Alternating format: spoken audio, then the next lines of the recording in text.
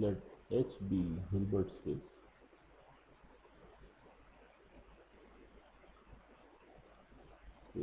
H star is the following, is the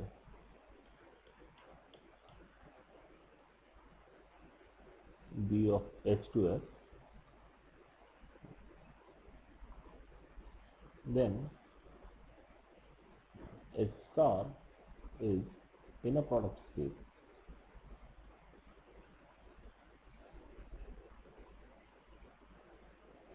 with respect to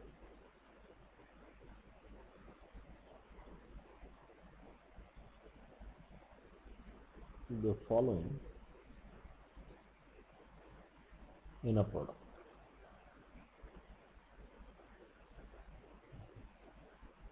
So if F and G belong to BH, F, which is H star, then the point is that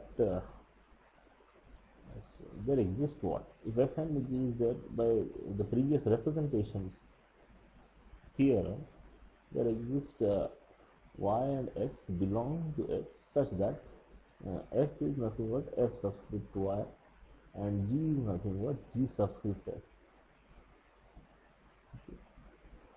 So as we know that from here, if you want Fy of U would be inner product of U with Y, and Fg of U would be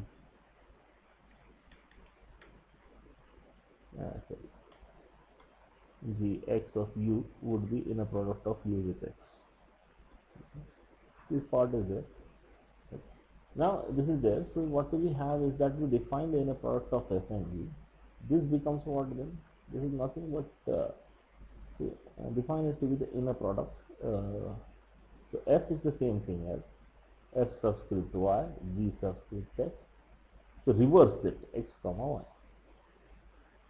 So the claim is that this is the inner product on the space. The fallout or the corollary of the representation theorem. So let's try to prove it.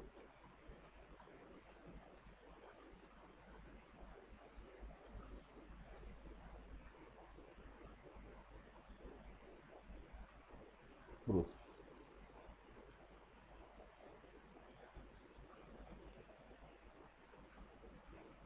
So F and G belong to H star. There exists Y and X belonging to X such that F is what? F subscript Y and G is G subscript X, inner product F comma G. This is the same thing as Fy comma Gx, and this is the same thing as, so this is the definition then, X comma Y. Okay. Now let's check that whether it is indeed the definition. So inner product must be linear and so on. So I have two functions, maybe say F1 and F2.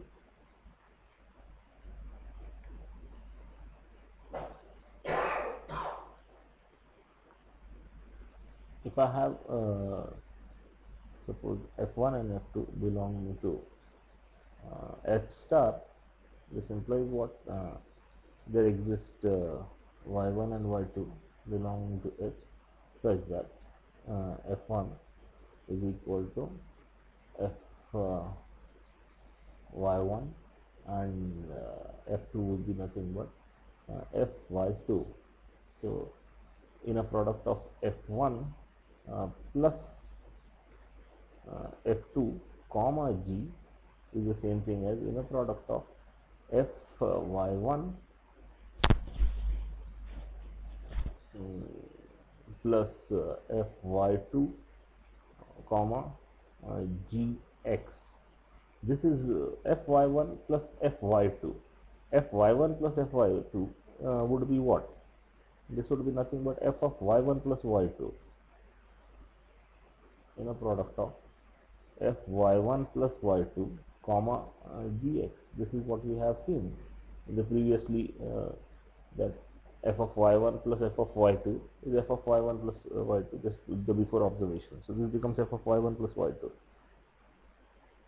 So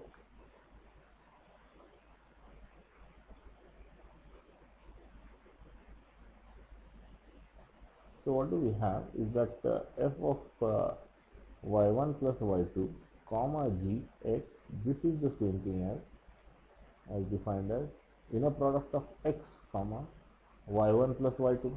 But inner product of x comma y1 plus y2 is x comma y1 plus inner product of x comma y2. This is the same thing as inner product of so y1 is there, so if you have fy1 comma x plus inner product of fy2 comma x, which is the same thing as here it is gx.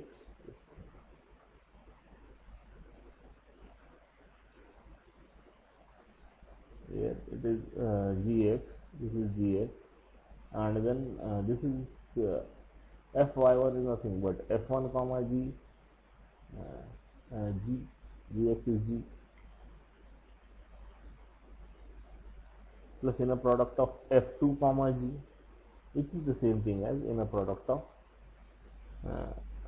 so fy1 plus fy2, which is the same thing as f1 plus f2 of g.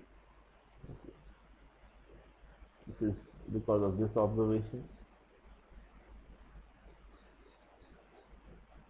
f1 plus f2 comma gx, which is the same thing as over here.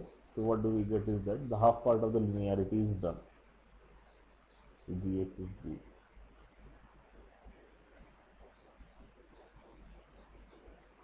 This half part of the linearity is done.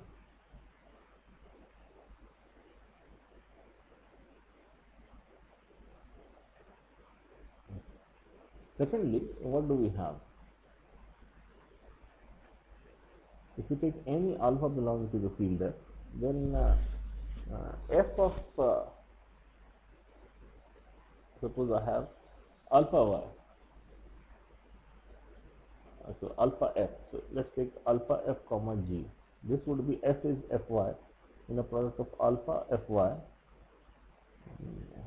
alpha fy comma g.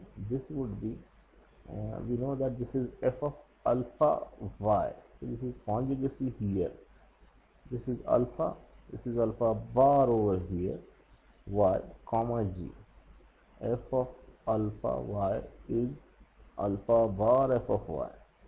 So you just take alpha bar over here, then double bar is this thing. This is the last thing what we have done in the previous lecture. This time we have this thing, and since g is g subscript x, so this is inner product of f of alpha bar y comma g subscript x, which is the same thing as inner product of x comma alpha bar y, x comma alpha bar y. Now alpha bar is in the second place, so if it comes in the if you want to bring it outside, its conjugate would come outside. Its conjugate comes outside means what? Inner product of x comma alpha bar y. This is the same thing as alpha inner product x comma y, which is the same thing as f inner product of. So here is alpha f comma g.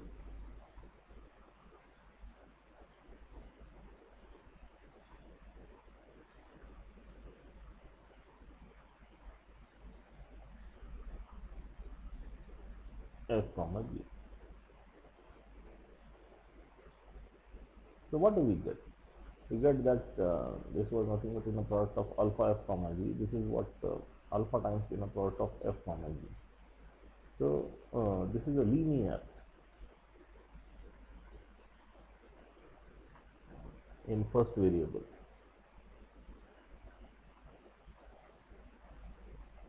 Secondly, let's come to the following. What do we have?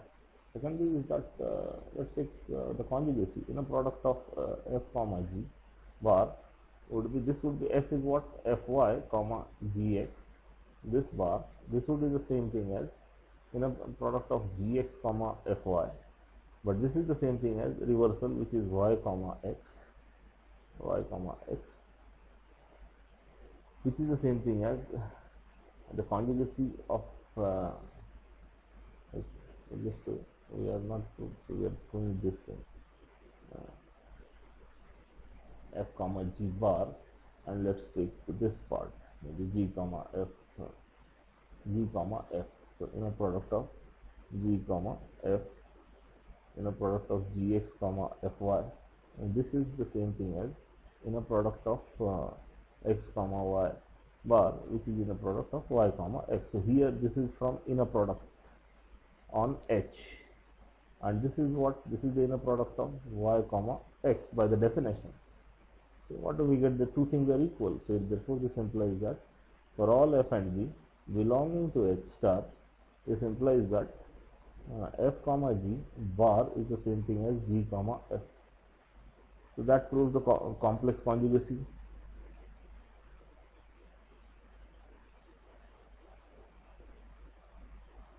Okay. The last thing is that the norm. So inner product of f with f,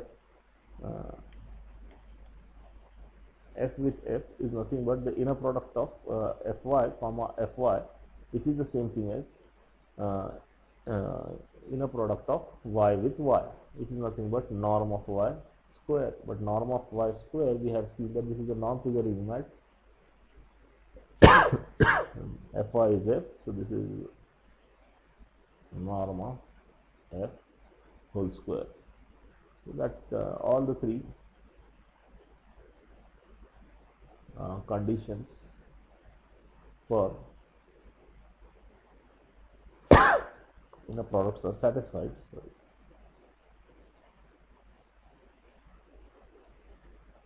Hence, H star is inner product space.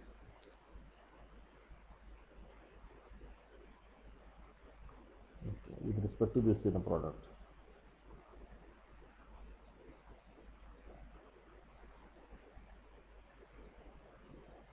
The same thing can be done with respect to what? H star. If you consider H star and H star star, so the inner product on H star gives rise to inner product on H star star in the following manner. So if you have capital F, capital G belonging to H star star, there exists what? F and G belonging to H star, such that what happens, that F is nothing but F subscript small f, and G is nothing but G subscript small g, and the inner product capital F comma capital G is defined to be because of F, so this is small g comma small f. Okay. Again, what would be an observation? Since every object in H star itself can be generated from H, so there exists y and x belonging to H, such that what happens? F is nothing but F subscript y, G is nothing but G subscript x. So inner product of G comma F is nothing but inner product of Gx comma Fy, that is equal to the inner product of y comma x. So what we have here ultimately is that, let's draw a line.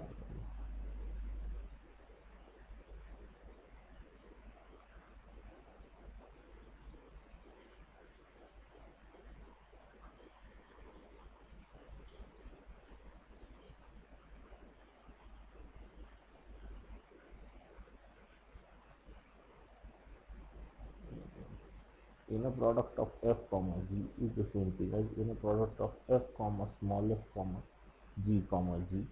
That is the same thing. Inner product of capital F comma f subscript y comma g comma x. That is the same thing as inner product of gx comma fy. That is the same thing as inner product of y comma x. So this is in H star star, these objects. So which is this object and this object, they are in H star star. This object and this object, they belong to where? Both of them, they belong to H star. This object and this object, they belong to H. So this way we have that H star star also has this thing. So we have proved the proposition, this thing, our claim. Okay. Now let's look at the following observation. Is that first of all, the natural embedding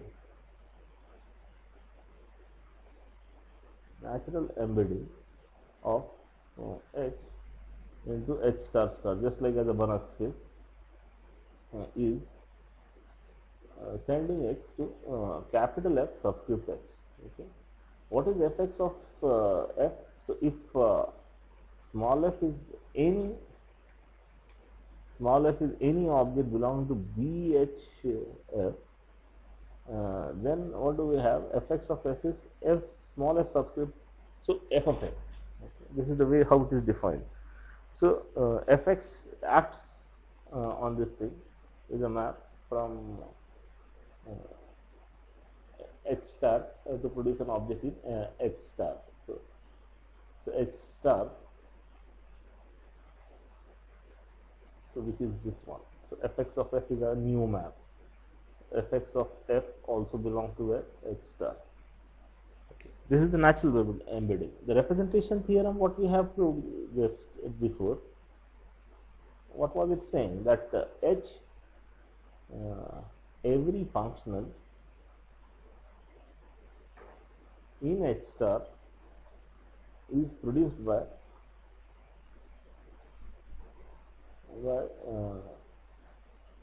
an element in of H. Namely, if you take any f belonging to H star, then there exists a what x belonging to H, and let's say y, if you want, we are using y for the sake. Y belonging to H, such that f is nothing but f of y, and f of y of x is equal to the product of x with y for all x belonging to H. So this map is onto. So my y going to f subscript y, this is onto. Same thing we can have from H to H star, this onto mapping. Also we have a mapping from H star to H star star, and which is nothing but if you have a capital F, then there exists a small f, capital F is small subscript f, and small subscript f is what? F subscript f of y. Okay. And the inner product we have seen before also. So what we are saying is that these two things are equivalent. That okay.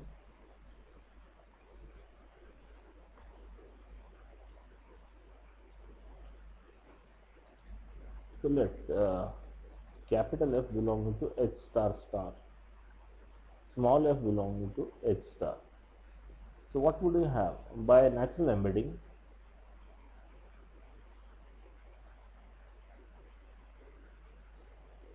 there exists what? X belonging to H, such that what happens?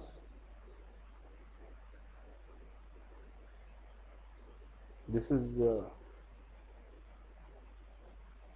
capital F is small f subscript x, and fx on f is nothing but f of x. This is the case. What we look at is that let's look at f of f.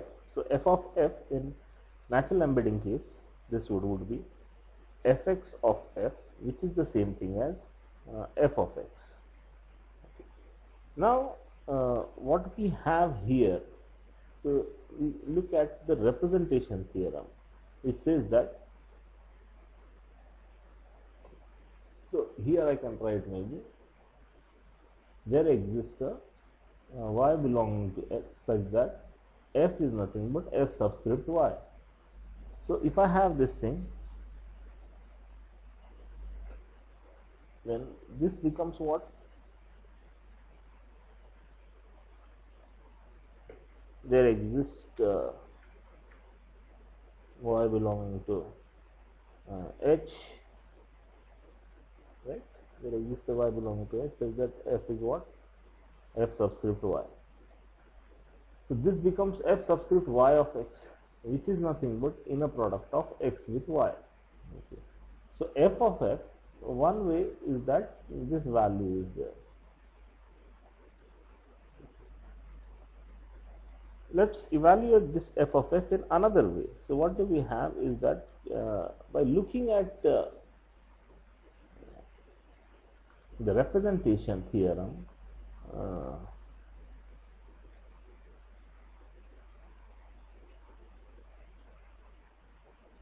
theorem, in H star and H star star, there exists a small g belonging to H star such that capital F is nothing but capital F subscript g, and Fg of F by definition would be inner product of F with small g.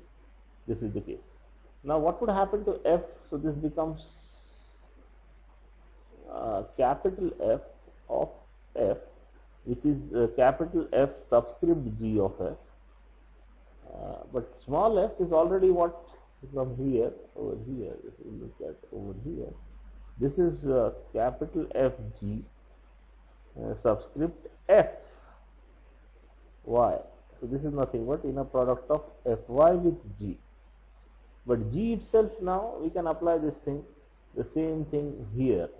Suppose g is there is in H star, then there exists x belonging to H such that g is nothing but gx. So this is what inner product of fy with gx. But inner product of fy with gx is nothing but inner product of x with y. So this proves that this value and this value is same. So we have taken here the embedding. This is for natural embedding part, and we have just used here the representation part, representation theorem. So both of them are same. In other words, is that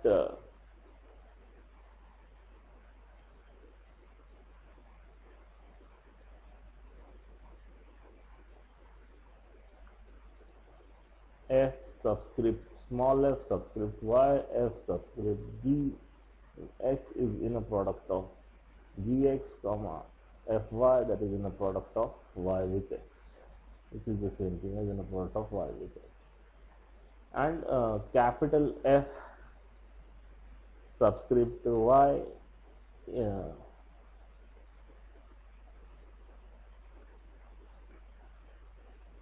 capital Y, fy subscript capital Fx. This is the natural embedding. We have this thing. This is the same thing as inner product of x with y. This is what we have got. Both of them are same.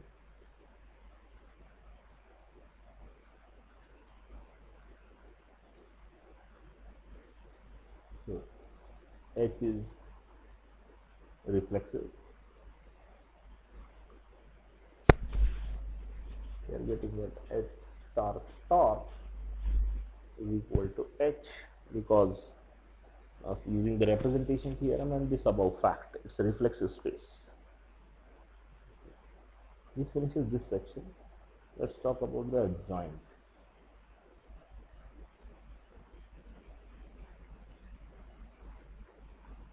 Adjoint of an operator.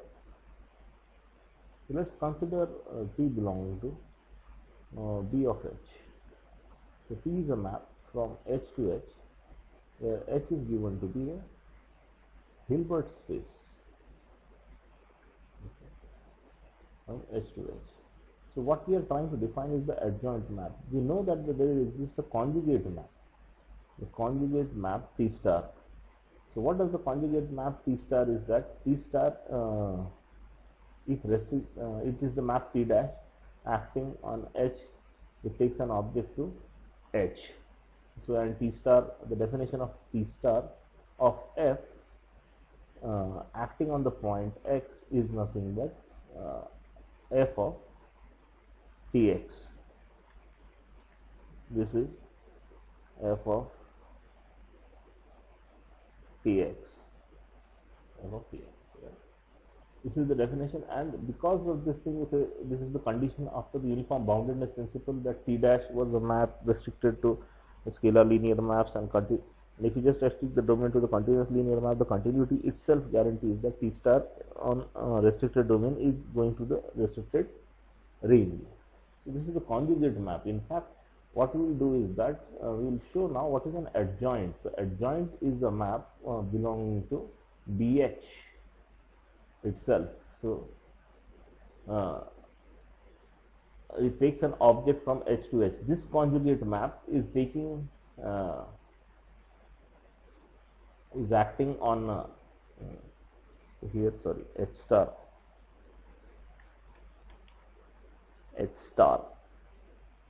right, because this is acting on function over here in this correction. So H star, so T star conjugate map T star acts on H star, while T star, this is adjoint, this is related. So how the conjugacy in the above space, if we call this thing as H star as an above space, then we have this one. Let's look at the base. What is the base? Let's look at the picture.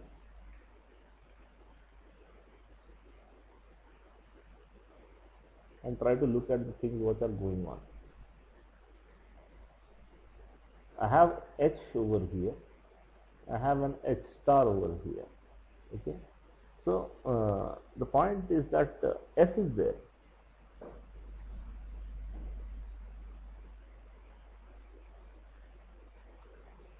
The P star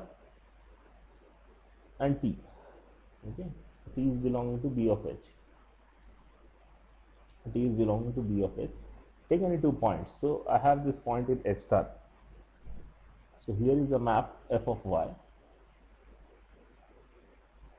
So F is there, and suppose here is another point, which is say another point, maybe say G. Okay, and F is coming from what? So under T star. So what does T star do? T star, it takes this map to this object over here. This under T star, this point goes to this point over here. Okay, and because by the representation theorem,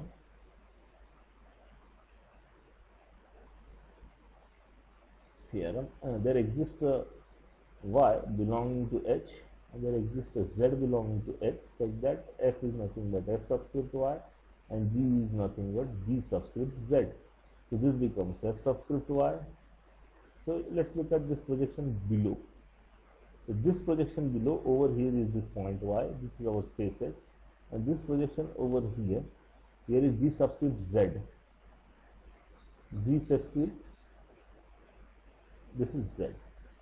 Now what it is, this thing is that T of so here is Y, so T is a map from so T of Y is an object in H.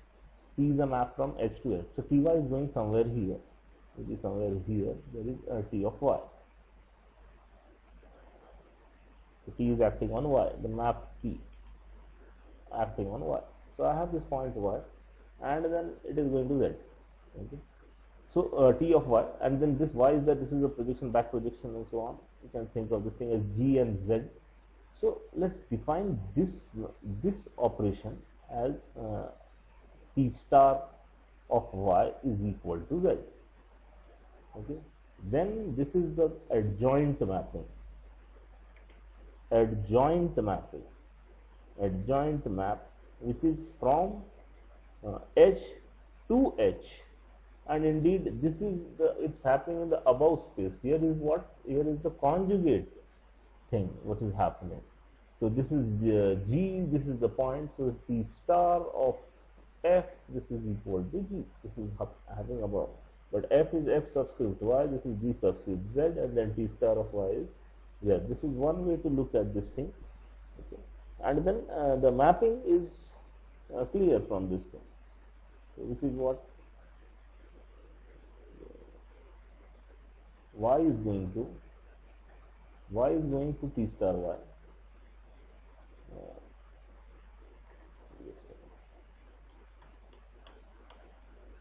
Y is going to F of Y, which is this, from here it goes above, or F of Y. From F of Y is going to what? T star of F of Y. This is this map over here. And from this is what? This is G of Z, and then G of Z is going to what? This is G of Z equal to rather here, and G of Z is going to Z. From here it is going to Z. So sending Y to Z, this is the T star one. So T star sending Y to Z is nothing but this going here, here, here, and here. Okay. And the point is that T star of f of x, so T star of f this of x is nothing but, by definition, this is f of t of x. Okay. But since there exists, if f is f subscript y, so T star of fy on x is nothing but f subscript y of tx, which is nothing but what is this thing? Inner product of tx comma y. Inner product of tx comma y. But T star of f, we are sending from this map, if you look over here, T star of f is g. So this is nothing but this is g, but g is the same thing as g of z. G of z on x is inner product of x with z. So this term over here and this term over here, so this would be z is what? T star of y. So what we get is that equating these two things, inner product of tx comma y is nothing but inner product of x comma t star y. This should happen for all x and y belonging to H. So this is the definition of adjoint, which is happening at what level? At the inner product level. And it is happening at H itself.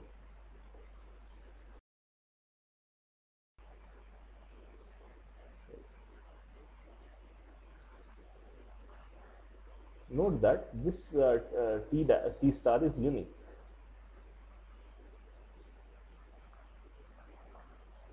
It is easy to see that T star is unique. If there is another T dash, then what do we have is that inner product of so tx comma y would be the same thing as inner product of x comma t star of y.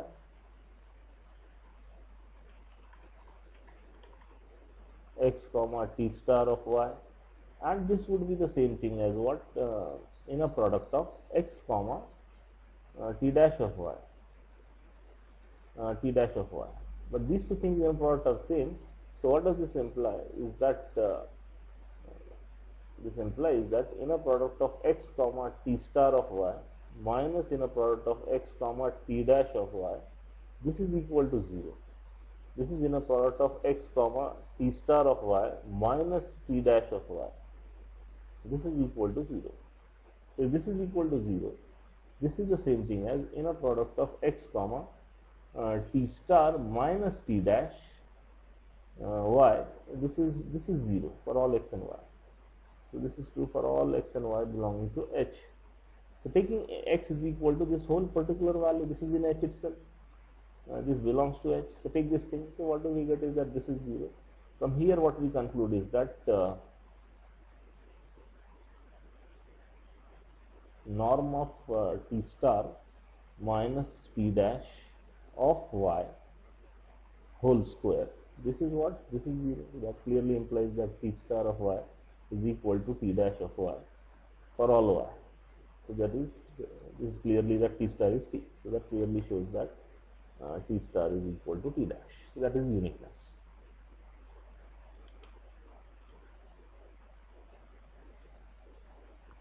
So adjoints can be defined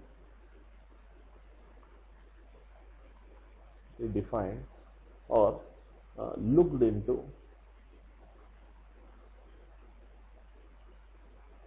perspective of representation theorem.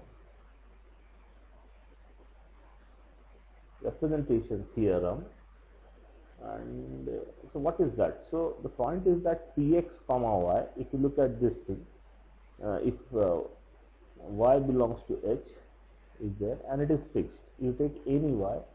Now this is again we have seen that this would be this is nothing but fy of tx. Fy of tx, this would be linear also as well as continuous map. So what do we get is that this could be represented, so there exists what z, such that what would happen is that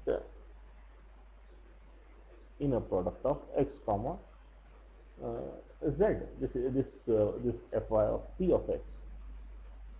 So this z over here, again, from the perspective of this principle exists a z, so we define.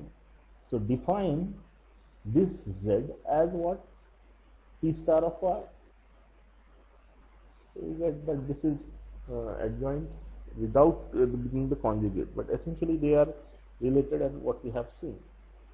Okay. Let's look at some properties of that. So what are the properties? We have that linearity.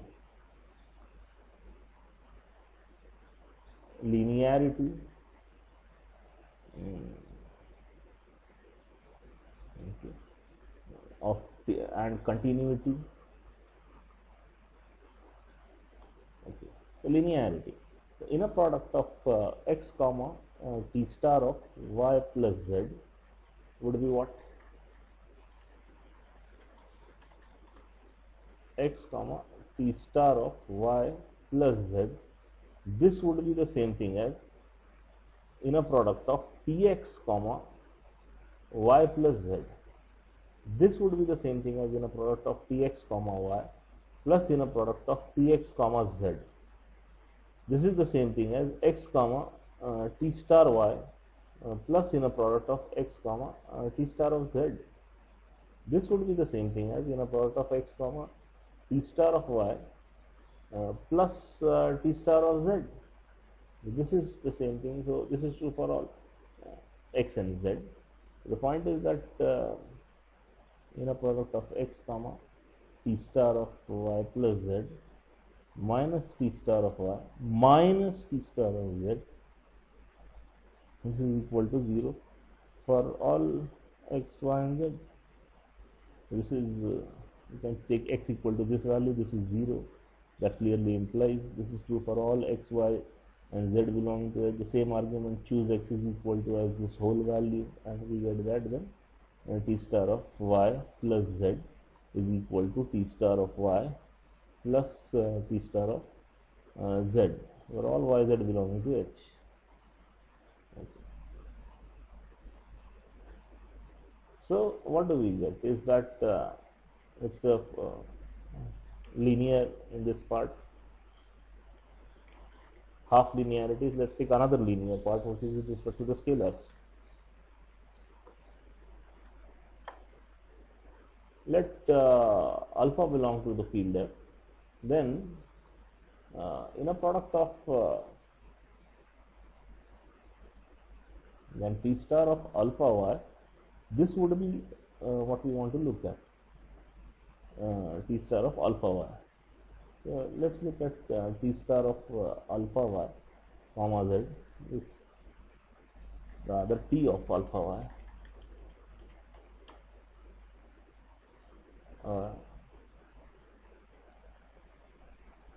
This. So t star of alpha y. Let's try to look at this itself. Inner product of alpha y comma t star of z. This is the same thing as inner product of t of alpha y comma z. This is the same thing as inner product of alpha ty comma z.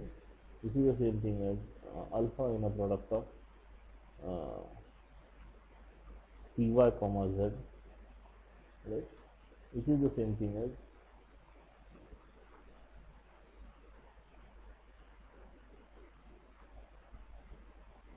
alpha inner product of y comma t star of z. Okay. But that is just the linearity. Okay. So what we want to show is that t star of alpha y. Okay. Let's look at maybe say u comma t star of alpha y, which will be the same thing as t of u comma alpha y, which is the same thing as inner product of, so this is alpha bar u comma t of t star of y, which is the same thing as inner product of u comma alpha t star y, which is the same thing as what Okay, inner product of u comma t star of alpha y minus alpha t star of y, this is equal to 0.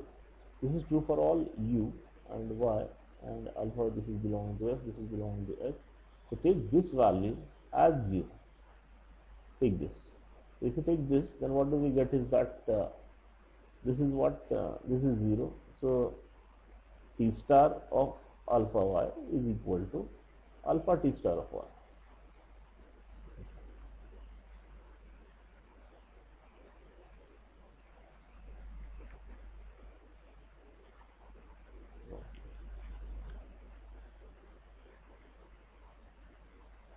So as far as linearity is done for the continuity or this thing, so let's bound. So norm of let y be let y belong to h any.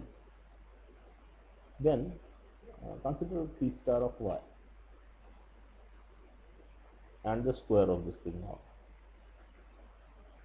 This would be the inner product of t star of y comma t star of y, which would be the same thing as inner product of t star y comma y. Okay. That would be less than equal to Cauchy-Schwarz, less than equal to, the absolute value is less than equal, so norm of t star y comma norm y. Okay. And what do we have from here? Definition of the norm, this would be this bracket distance. If we have this is less than equal to norm t, here is the supremum norm of t star of y, this is in h, this is norm of y, this is norm of t star of y whole square. Okay. So this clearly implies that norm of and we can divide it if y is not 0. If t star of y is 0, then that's clearly the case that for every y, if y is non-zero, so t star of y less than equal to norm t times norm y. Okay. You have this thing. And what does this imply? This implies that norm of t star of y divided by norm y is less than equal to norm t. So take supremum. For all those y belonging to h, say that y is non-zero. Okay? Because t star of y we don't want is 0, and then in the definition, so this clearly implies that this is the norm. So norm t star, the supremum norm, this is less than equal to norm t. This is bounded value, this is bounded, so what do we get is a well defined, and it is a finite real number, this value. So hence it shows that t star is continuous map from h to h. H to h. Okay. So this one particular property here also the supremum norm is there, the sup norm. So norm of t star is less than equal to norm t. We will in fact show the reverse also, that in fact the equality is taken. Okay. So let's take some properties of the adjoint theorem. Let's prove the first property. So maybe say in the several parts of this thing. So the first part of the theorem, claim 1, is that T1 plus T2 star is equal to T1 star plus T2 star. Proof of the claim 1.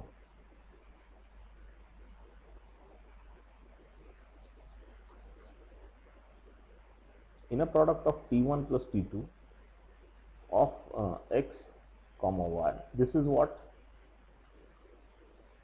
This is nothing but inner product of x comma T1 plus T2 star of y. Okay.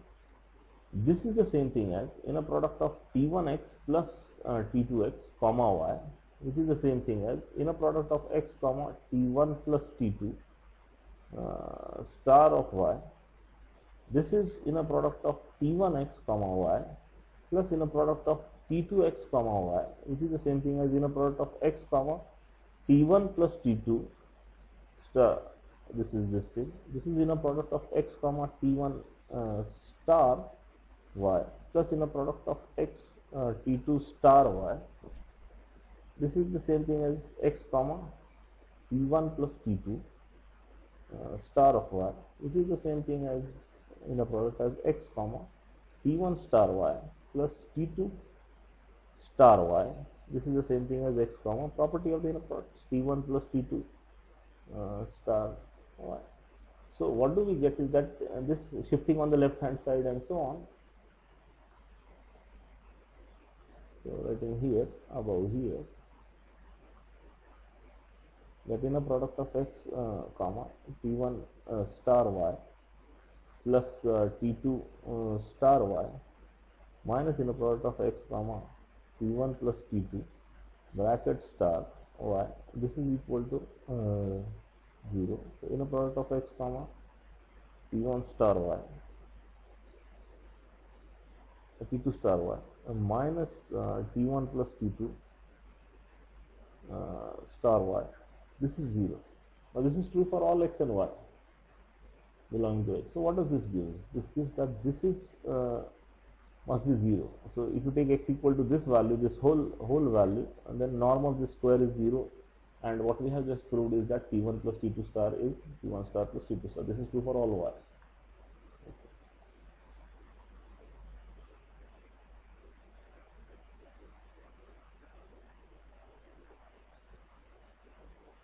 Let's try to prove the claim 2. So what is the claim 2? The claim 2 says that alpha t star, so alpha is any scalar, alpha belonging to f any scalar, and then alpha t star is the same thing as what? Alpha bar t star. Okay. This is our claim. So proof of the claim of claim 2. The proof of claim 2 is that inner product of alpha t, let's say x comma y, this would be the same thing as alpha inner product of tx comma y. If you take any x and y belonging to H, any, this is nothing but inner product of tx. Alpha is alpha bar y, which is inner product of x comma t star of, rather what we should do is that here itself we'll just use the t star. So this is alpha inner product of x comma t star of y. Now we bring this alpha in the second place, so it becomes conjugate inside. So x comma alpha bar t star of y. So this is nothing but this is true for all x and y and so on.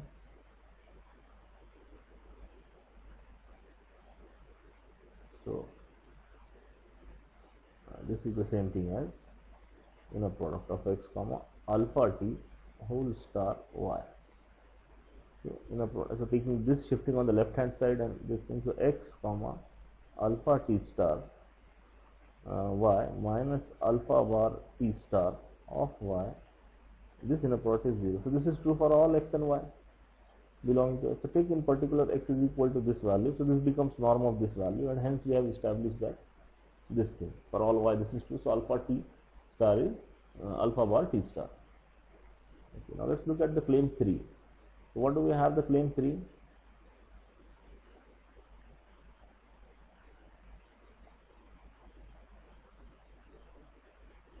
So the claim 3 is if you have a t1 t2 star, so what does it say?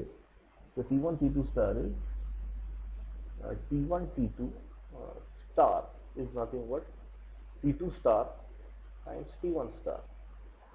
The proof is fairly straightforward. So if you have t1 t2 x comma y, if you take any x and y belonging to H, Hilbert space, any, this is the same thing as t2 of x comma then t1 star of y.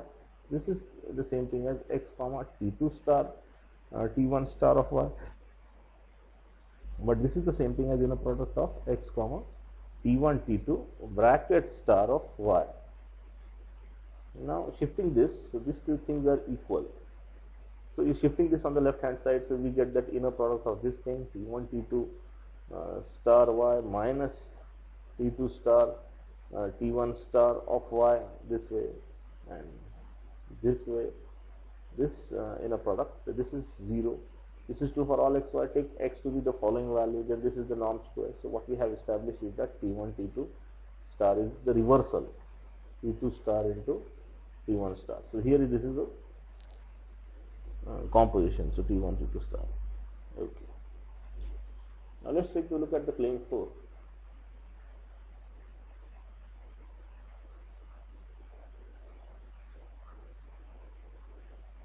So what is the claim 4? The claim 4 says that T star star is T. T star star is equal to T. So let's look at x comma T star star of y. This would be x and y is any object in H. Any. So this is inner product of or rather bringing one over here. We'll start with T over here. This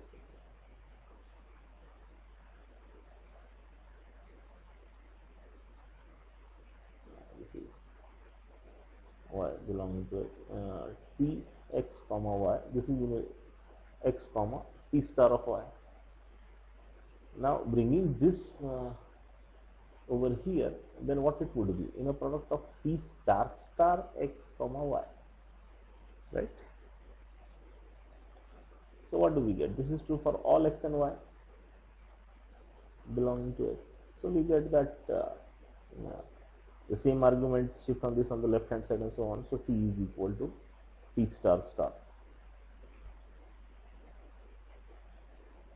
Okay, the fifth one, claim 5.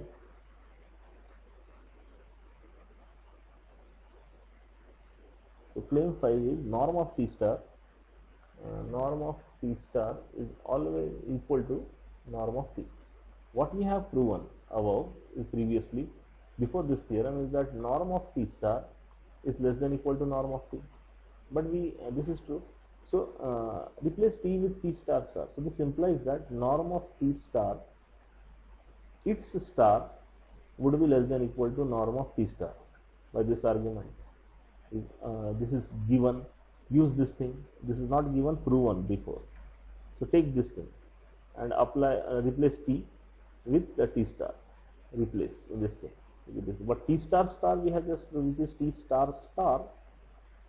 This is norm of T star. We have shown that T star star is T.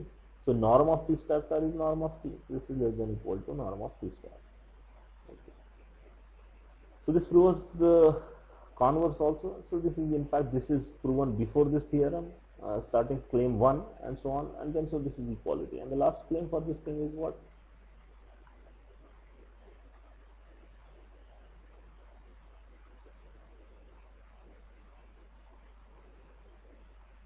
The claim 6.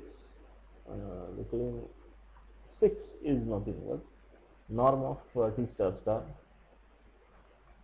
Norm of T star T is what is in fact equal to norm of T square. Okay. So what do we have? Is that proof? Norm of T star T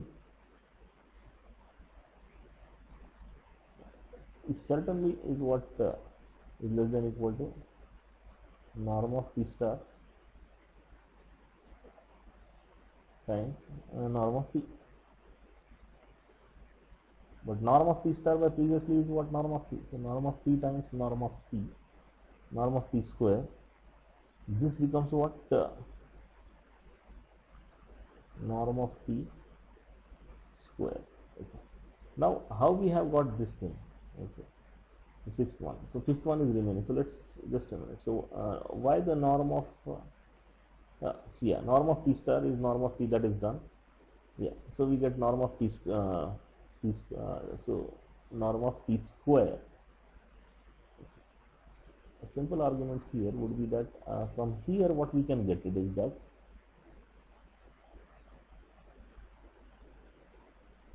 this is what we wanted to prove here. The point is that why we are getting this thing, and this thing we are assuming. So if you look at norm of Tx, this is whole square is inner product, in fact, Tx with Tx. This is nothing but inner product of T star T, x with x. Okay, and that would be what? If you apply Cauchy-Schwarz inequality, less than equal to norm of T star T x and times norm of x. Okay, but this is less than equal to what?